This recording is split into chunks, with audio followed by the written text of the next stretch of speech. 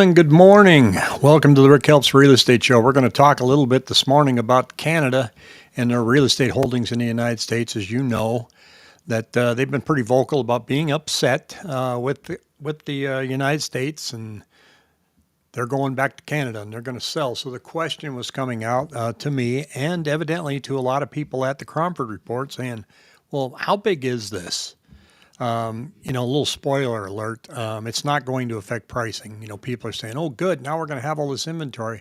Really isn't that much inventory held by Canadians. And I'm going to show you some numbers that came in and where I'm not able to go in the multiple listing service and look for homes owned by foreigners. The only thing you can look for is in the deed that's recorded and find out what the tax mailing address is. So if the tax mailing address is a Canadian address, you can make the general assumption that it's owned by somebody in Canada. And here's the numbers we've got so far. And some of them are going to surprise you. Right here, you see single family detached. There's 4,684 homes with a Canadian tax address. That's only 0.4%. That's pretty tiny. But look at the condos and townhomes, 3.5%. And mobile homes, 2.4%. And that's driven primarily by a lot of neighbors from the north coming in and getting park models out around the valley that they use for their vacation properties, to come down here. Now, you also have some number of listings that we see, and it's saying here, this is, now let's look at the listing activity. So here's April of 2024, single-family detached homes. They only had 50 listings in April from people in Canada, and 29 townhomes, 5 mobile homes. Well, has it changed this year? Yes, considerably. It's tripled.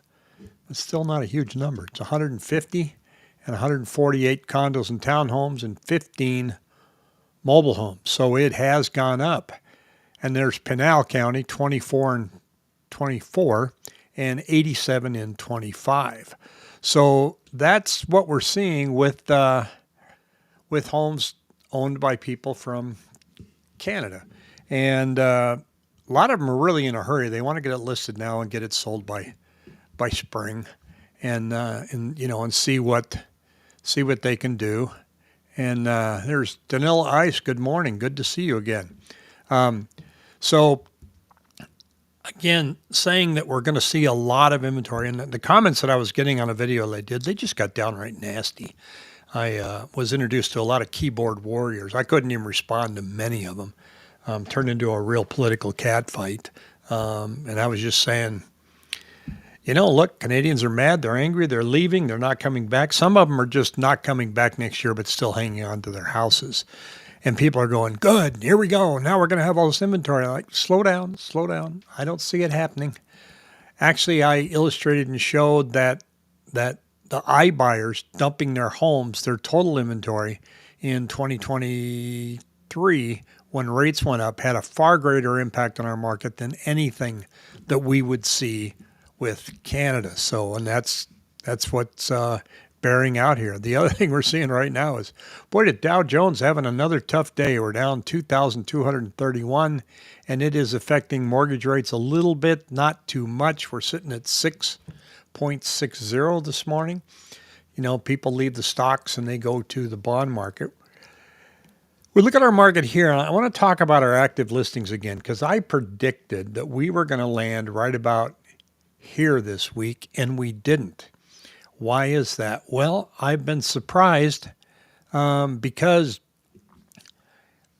looking at the numbers that we have, we had a lot of new listings come on, which were kind of slightly higher than what we'd seen, like 3,967. But then you got to look at another number that just showed up that went up by about 350 homes, and that was homes called back on market.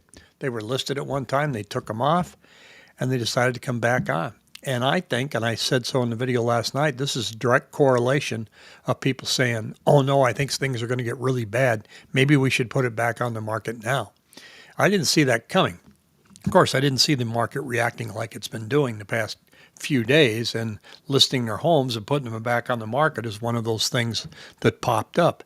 So you got new listings, and then you add back on market, and it ends up being a pretty healthy number. But then you have to back out the number of canceled listings, which were 719 over the past 7 days. They've been hanging around 600. So they went up about 100. So that kind of offsets the back on market a little bit, doesn't it? Well, then you look at expired listings. I expected expireds to really pop on the 1st of April because I was assuming that a lot of people signed a 90-day listing agreement on the 1st of January. But some of those may not expire until the middle of April. And it's not going down like I thought it would. It went up to like 771 expired listings, and now it's at 840. So instead of going down as that we move further away from April 1st, it's kind of coming up. So the combination of those two numbers has made the new listings actually not be as aggressive, and therefore our chart that I show you right here is showing that it did go up slightly, and I expect it's going to go up again next week. So then I go in and I look at new listings by month, and it's not, our listings aren't growing so much because so many more people are listing. It's growing because the sales are not moving. They've gone up. They're about 3,400. And you look at this chart, and it's kind of busy, but I want to show you down here. You've got, see that number that says 10,394? That is the month of March. Then if I go back to last year, I got to get rid of my handy dandy magnifying glass here, and I go to March last year, it was 9,140. And then if I go back to 2022, the number is almost identical. It was 10,430. So the number of new listings showing up has been relatively steady. Going back and look at it. Look at this. 10,000, 10,000, 10,000, 10,000, 11,000. So I think that solidifies my point that says the active listing count is not because more people are dumping their houses on the market. It's because we don't have as many closed transactions.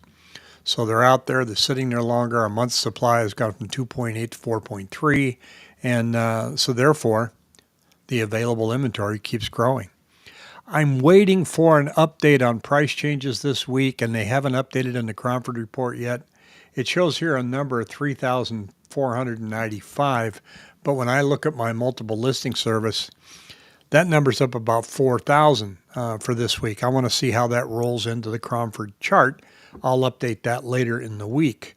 So that will coincide with all the new listings that we have out there, and the fact that they're sitting on the market longer, you can expect more price reductions. Here's pending listings. They did start to go up seasonally. It's amazing how it just matches prior years, and it took a little tiny dip down here. It went from 5,268 to 5,152. And then you look here at listings under contract, it went up a little bit, but it's been going up steadily, but not aggressive.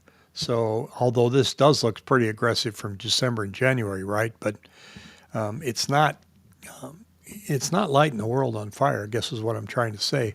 Foreclosures, pending foreclosures going up a little bit, but still sitting down here in the basement at 1,400 compared to 2020 when they were at about 1,798 compared to last year at 967. So Chris here saying sellers are overpricing their homes. People that bought in 21, 22 are looking to cover their purchase price and selling costs.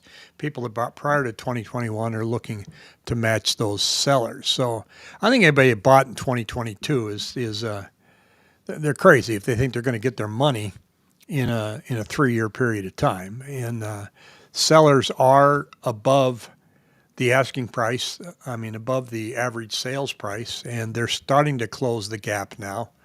If I take a look, and I'll see if I can pull it up here, which is average price per square foot. And it's always like when I try to look it up when I'm live, I can't find it right away. But when I As soon as I log off, oh, there it is. So I'm going to take a quick peek here, and it's the average list price per square foot is what I want to look at.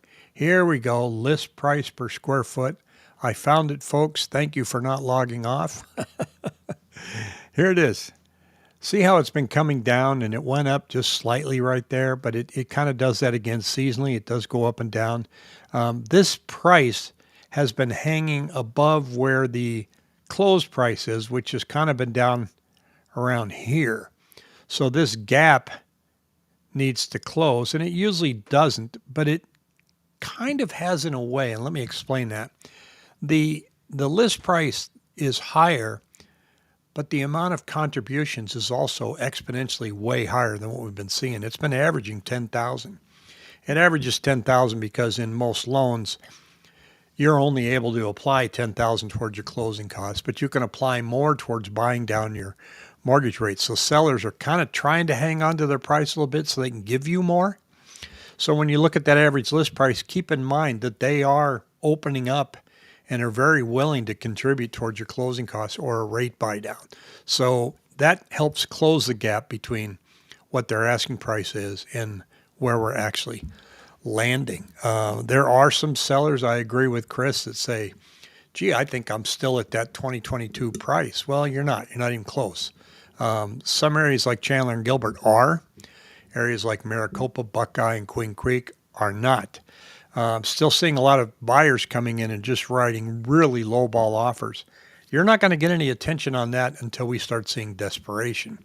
Right now, there isn't any desperation. Maybe individually here, maybe individually there. Even with the exodus of Canadians, you don't see desperation. You just go, well, let's get it listed. It's not a fire sale. They've got the dollar on their side. The Canadian dollar this morning is 70 cents to our U.S. dollar, so they've got that going for them. There's a lot of tax implications. Many of them bought in 2010 when their dollar was worth $1.04 versus the United States. So, the math is in their favor, but they're not leaving and selling because the math is in their favor. Let's get that out there. They're just mad. As much as I tried to get everybody not to get all political about it, there's no stopping YouTube keyboard warriors. Somebody yesterday says, he's just making money off this. And I go, oh, yeah, I'm loaded. I haven't sold one Canadian house. Can I just go ahead and say that right now? I just found it interesting looking at the whole process and the whole dialogue. What I'm seeing now, and we're always on this 24-hour and 48-hour news cycle.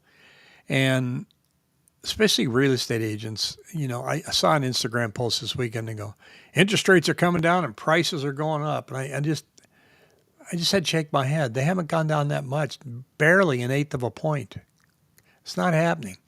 There's talk that because the stock market's in big trouble, that we're going to see a lot of lowered, downward pressure on interest rates, that the central bank's going to have to come in and inject some more liquidity into the market. And even Chairman Powell said, well, we don't know until we start looking at the numbers. I don't think they're going to jump right in because the stock market's on its way down. I mean, if we really start seeing a lot of problems in the economy, then of course, if we launch into a recession, rates always go down during a recession. But right now, the employment numbers are looking good. Manufacturing is looking good. Consumer sentiment up until last week was actually looking very good. Small business surveys were very optimistic. All of that has to shrink and get into 2 quarters of negative GDP growth. We haven't even had 1 quarter yet. Sometimes you can have a recession and not even feel it. So you need the recession.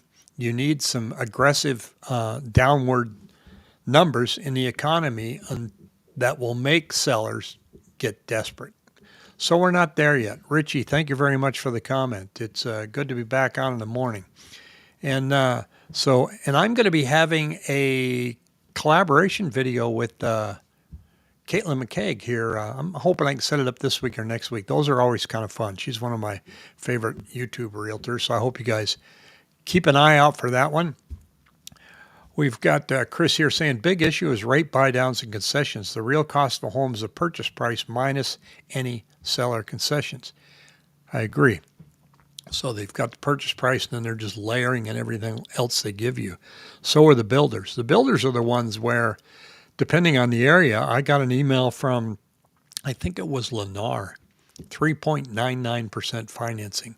That costs them a lot of money. They buy it in bulk. So a lot of money out there buying that rate down. But you're going to be in the outlying areas. You're not going to be in Gilbert per se or in Chandler. You're going to be out, Blossom Rock, East Mesa, Apache Junction, Queen Creek, Maricopa, Buckeye, Surprise, and Peoria. This is where you're going to find the new construction. So you're going to have to drive to get those kinds of deals, and a lot of people just don't want to do it. And it looks to me like this summer, if I look out now and I see if listings just stay where they're at and sales start to pull back a little bit more, because they do the closer we get to summer, then listings will naturally start to grow, and that will give you more of buying opportunity. And so we're seeing more and more of that. I know I've got a young couple that I'm helping, and I'm really trying to preach patience with them, going, we're going to see more things coming on the market in the area they're looking at. They go, oh, I don't see it. I don't see it. I go, wait. I'm seeing it in the numbers. It's coming. Doesn't mean there's going to be this tremendous bargain, but you may be seeing 3 homes that kind of fit in your bucket. Pretty soon it's going to be 5. And in a couple of months, it's going to be 10. But patience is really hard when you want to buy. Running an altitude here says, just unsubscribe from 15 real estate channels except your channel and Ken McElroy. All the others are clickbait garbage. I appreciate that. Thank you. I love watching Ken. Now, he's all multifamily. I'd love to get him on the show, but he's probably not going to want to hang out with a little guy like me. So, but subscribing really doesn't mean anything on YouTube anymore. It used to make your YouTube channel grow. You'd hear people say, be sure and subscribe and comment. The main thing that makes YouTube videos actually get views is YouTube looks and sees the interaction, how many people are commenting. And that's why the one that I had on Canada just went nuts, 134,000 views, because they're all arguing with each other. That's why sports channels do very well. Hockey. Boston Bruins suck. Oh, everybody's going to go, oh, yeah, but I like Florida Panthers. And they're going to argue with each other, and the video will take off. The more comments you get, the more YouTube puts that in front of other people. Has nothing to do with keywords anymore. Has nothing to do with subscribers. I can go from 8,000 subscribers to 24,000. I probably get the same number of views. So it all depends on how much people talk to each other. And so I'm subscribed to very few channels on YouTube, but YouTube is my university. I'm replacing a heating element in my dryer. And you know why it's easy? Because I watched the YouTube video yesterday. Oh, it's only 2 screws. This is great. I thought this was going to be a grunt. So I also had a comment that came out and said, gee, Rick, real estate doesn't change on a weekly basis. It's ridiculous to look at these short-term numbers. I agree. It doesn't change in a short-term, time frame. But I also recognize that a lot of people don't see this channel, and they bump into it. And I like to share where we're at today. I like to look at trends, and things have definitely changed from 2 weeks ago to today that reflect what looks like a trend. And so I'm going to keep doing it. And I also said, but if I only came out with 1 video a year, this channel would really stink. Speaking as a Canadian, I can tell you every liberal selling and going back to Canada, there is a conservative Canadian looking to move back to the U.S. It could be a wash, huh? 1 leaving, 1 coming in. Even with that, I think it's not going to have any impact. And those are the numbers that we're looking at now. And not after today's stock market. Well, today's stock market's pretty bad. Friday's stock market's pretty bad. Wednesday might be good. I just ignore short-term things, and just see I just have a tendency to go, interesting. Let me see how this plays out. I'm maybe in my, I don't want to say golden years, but in my older years now, I can go, I've kind of seen this before. Let me see how this plays out. I was living in Seattle, or near Seattle, when the economy was really bad in 73, and they had that famous billboard on the outside of town that said, "Will the last person leaving please turn out the lights?" We're not there yet. I don't see that happening. There's a lot of things that can go wrong. In fact, if you're waiting for real estate prices to go down, one thing I want to emphasize, it won't be because of Canada. There's a lot of other things that are going to drive the inventory levels in our market besides one country just deciding to sell their homes. Now, it's going to hurt tourism if this continues. I think we get 500 to 700 million from Canada down here. Yuma's going to get the living tar beat out of it because that's where a lot of Canadians and people from Washington State come down. I know the border towns where I grew up. I grew up in Port Angeles, and there's a ferry that goes between Port Angeles and Victoria, British Columbia. And if you haven't been to Victoria, you've got to go there. It's absolutely beautiful, and that traffic may slow down. So Port Angeles is doing a really good job of having events in town. Welcome, come on. And so, that'll be interesting as well. That's tourism. Tourism can affect real estate.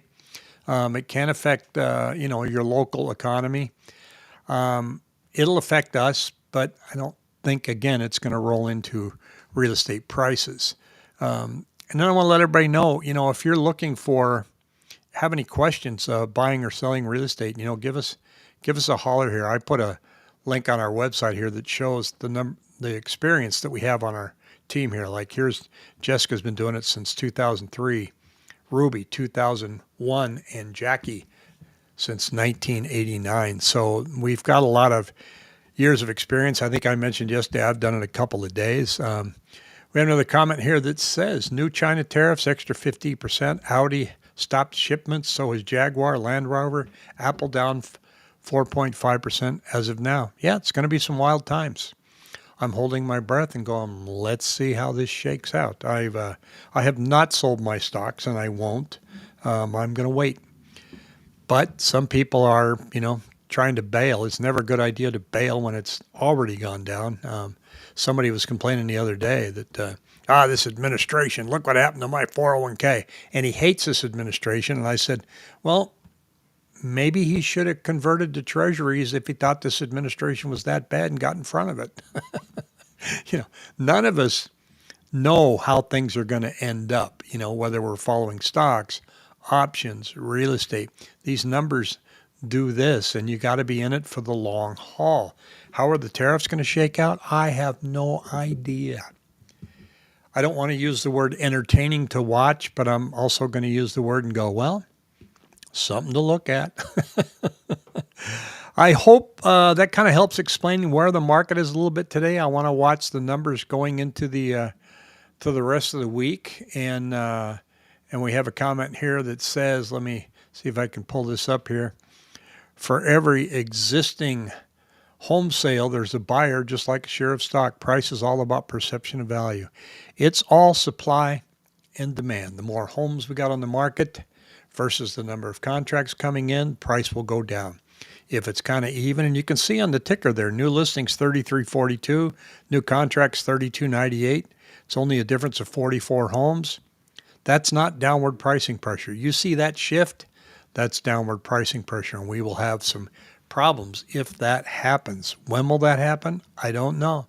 If rates start to come down as they fear a recession, it could be a game changer for real estate. And, many of us don't want to see prices start escalating back up again. We want to see things kind of level out, slow down, let incomes rise, let affordability get closer and closer for many people that can't afford it right now.